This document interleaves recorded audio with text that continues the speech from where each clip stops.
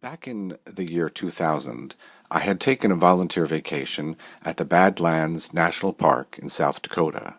I had spent a week at Kaibab National Park in 1999, just north of the Grand Canyon, the year before, where our group of hikers, we repaired switchbacks. Those are the trails that ascendingly crisscross the face of a steep hill. Switchbacks make it possible to hike steep hills and mountains by foot with no need for ropes. The American Hiking Society sponsors volunteer vacations, and this was my second one.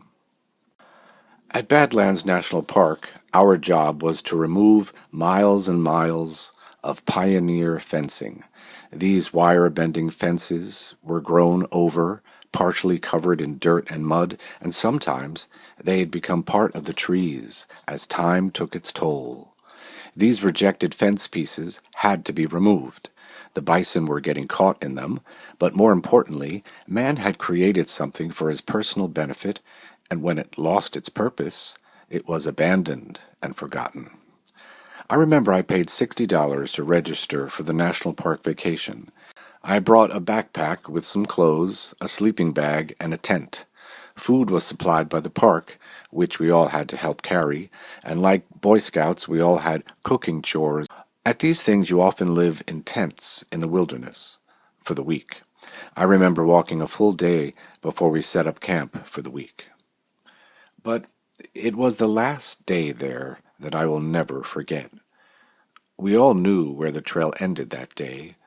When we reached that point, we would return to camp and then hike out from there, and then we would return to our respective homes in various states in the United States of America. I decided to walk beyond the end point, a hilltop. I hiked down the hill, and at the bottom I saw a feather. It was gray and white with some brown.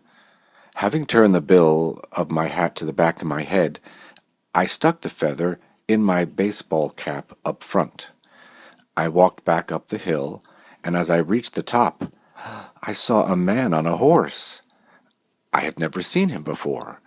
I could tell he was a high-ranking park ranger.